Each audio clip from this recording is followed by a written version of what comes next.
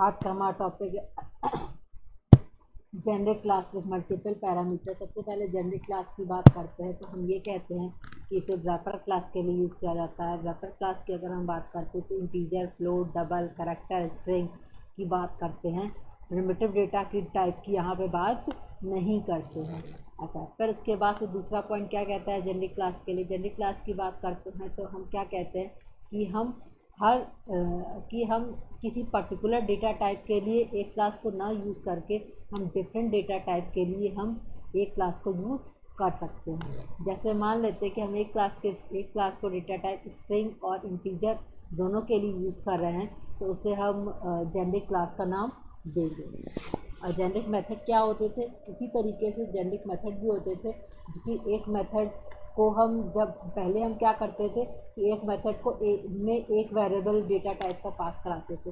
लेकिन generic method वो method होता है जिसमें हर तरह के कई सारे डेटा टाइप की वैल्यूज़ को हम पैरामीटर की तरह एक साथ पास कर सकते हैं। मतलब अगर हमने एक वॉइड शो नाम का मेथड बनाया है तो उसमें हम स्ट्रिंग भी पास करा सकते हैं और इंटीजर भी पास करा सकते हैं, फ्लोट भी पास करा सकते हैं और डबल भी पास करा सकते हैं। मतलब एक ही मेथड कई डेटा टाइप के पैरामीटर्स की वैल्यूज़ को यूज़ करेगा। उसी तरीके से जेनरिक क्लास भी होता है जिसमें कि हम एक साथ कई सारे पैरामीटर्स को यूज़ कर सकते हैं। कॉमा देने पर पैरामीटर से कहने का क्या मतलब, इस डिफरेंट डेटा टाइप्स को एक ही पैरामीटर्स को हम पास करा सकते हैं, जिसे कि हम जेनरिक क्लास कहते हैं या पैरामीटराइज क्लास का नाम लेते हैं। इसका सिंटेक्स की अगर हम बात करते हैं तो हमने क्या कहा कि क्लास स्टूडेंट टी और यू क्या है हमारा, टी जो है हम ये स्ट्रिंग हो सकता है, इंटीजर हो सकता है, फ्लोट हो सकता है, डबल हो सकता है और यू भी हमारा इंटीजर, फ्लोट, डबल कोई भी हो सकता है। तब एक क्लास को डिफरेंट पैरामीटर्स को पास करा के हम अपनी उस तरीके की वैल्यूज़ को आउटपुट जनरेट करा सकते हैं। अच्छा, टी और यू किस तरीके के होंगे, रैपर डेटा टाइप्स के होंगे और रैपर डेटा टाइप में integer, float, double, Boolean, character जो कि कैपिटल लेटर से स्टार्ट होते हैं और पूरे इंटीजर में और करैक्टर में, जो कि प्रिमिटिव डेटा टाइप की तरह नहीं होते हैं। प्रिमिटिव डेटा टाइप क्या होते हैं, इंट, कैर, ऐसे फ्लोट, डबल स्मॉल लेटर्स में और शॉर्ट फॉर्म्स में यूज़ किया जाता है। चलिए इसका एग्जांपल देखते हैं generic class with multiple parameters का। तो हमने क्या कहा कि एक क्लास हमने ली है, एक क्लास जिसमें कि पैरामीटर हमने टी और यू लिया है। टी हम string, integer, float, double use कर सकते हैं और यू को भी हम string, integer, double, float use कर सकते हैं। मतलब एक ही साथ कई पैरामीटर्स को यूज़ करके आउटपुट जनरेट कर सकते हैं। टी var1 लिया और यू var2 लिया, दो वेरिएबल लिए हैं var1 और var2। टी भी हमारा स्ट्रिंग, इंटीजर, फ्लोट किसी भी डेटा टाइप का हो सकता है और var2 भी हमारा स्ट्रिंग, इंटीजर, फ्लोट किसी भी डेटा टाइप का हो सकता है। फिर हमने एक कंस्ट्रक्टर क्रिएट किया, एग्जाम्पल टी। एग्जाम्पल क्या है, क्लास का नाम ही एग्जाम्पल है और कंस्ट्रक्टर क्रिएट किया एग्जाम्पल। पैरामीटराइज कंस्ट्रक्टर है TAUB। TA क्या कह रहा है, TA से कहने का मतलब ये integer, float, double data type किसी भी डेटा टाइप का वेरिएबल हो सकता है और यू भी किसी भी डेटा टाइप का वेरिएबल हो सकता है। फिर कंस्ट्रक्टर में हमने ए की वैल्यू var1 में डाली और बी की वैल्यू var2 में डाली, ये पैरामीटराइज कंस्ट्रक्टर था। अब वॉइड शो नाम का मेथड यूज़ किया जिसमें कि हमने क्या कहा है कि var1 डॉट गेट क्लास, ये क्या बताएगा, और डॉट गेट नेम ये क्या बताएगा कि किस क्लास का, जैसे हमने कहा Java dot lang dot get name क्या बताएगा कि वो वेरिएबल किस तरीके का डेटा टाइप है, स्ट्रिंग है, फ्लोट है या डबल है।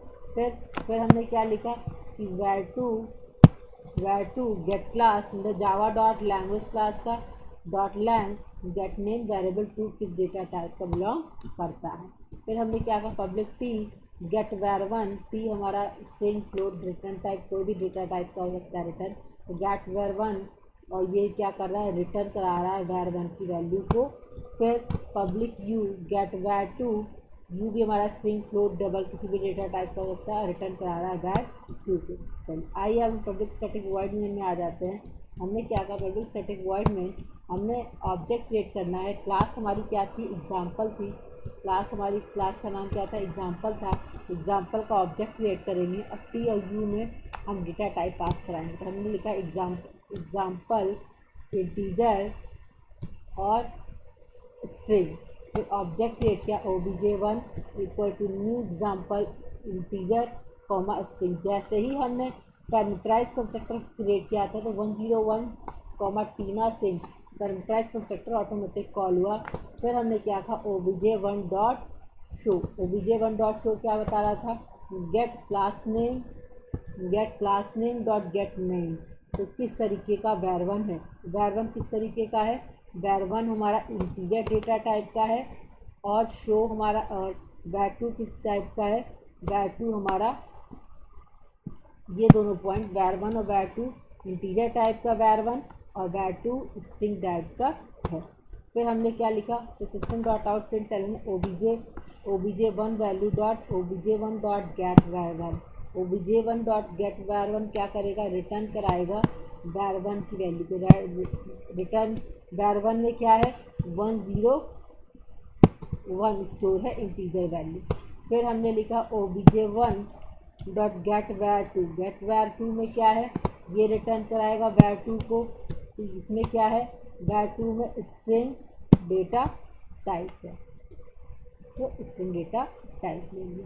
फिर इसके बाद से अब हम एक बार और पैरामीटराइज कंस्ट्रक्टर को कॉल करते हैं। हमने लिखा एग्जाम्पल कैरेक्टर कॉमा फ्लोट, फिर obj2 ऑब्जेक्ट क्रिएट किया new example character comma float, फिर पैरामीटराइज कंस्ट्रक्टर था तो r कैरेक्टर के लिए 98.f फ्लोट वैल्यू के लिए पास किया। फिर obj2 डॉट शो क्या करेगा, get class name dot get name, get class क्या करेगा, ये स्ट्रिंग कैरेक्टर डेटा टाइप है हमारा पहला, और दूसरा क्या है फ्लोट डेटा टाइप, दोनों के लिए।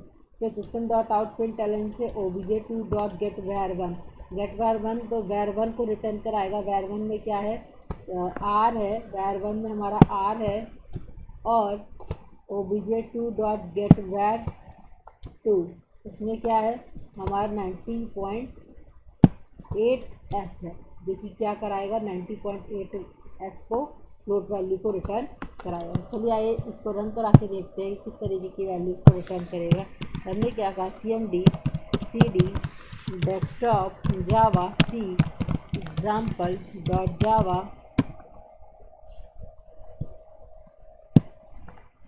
पे जावा एग्जाम्पल क्या हुआ, var1 Java dot obj1 dot show था, तो var1 और var2 की जावा dot language dot integer value, जावा dot language dot string value. फिर obj1 dot gate var1 101, obj.1 get var2 तो Tina Singh string value integer value और स्ट्रिंग वैल्यू। फिर var1 के लिए करेक्टर और फ्लोट वैल्यू के लिए तो जावा dot language dot character, var2 के लिए जावा dot language dot float value. फिर obj1 dot gate var1 character value r, obj2 dot gate var1 और obj2 डॉट गेट var2 तो फ्लोट वैल्यू। इस तरीके से करके हम क्या कर सकते हैं, अपने प्रोग्राम को रन करा सकते हैं। मतलब एक ही क्लास को हम पैरामीटराइज कंस्ट्रक्टर को क्रिएट करके हम integer value, string value, character value, float value के थ्रू अपनी वैल्यूज़ को पास करा के आउटपुट जनरेट कर सकते हैं। आगे हम और देखेंगे, इनम भी देखेंगे और जनरेट क्लास भी और एग्जांपल देखेंगे। फिर इसके बाद से हम डेट और टाइम के लिए किस तरीके से हम क्रिएट करते हैं वो भी देखेंगे। आज के लिए बस इतना ही, धन्यवाद।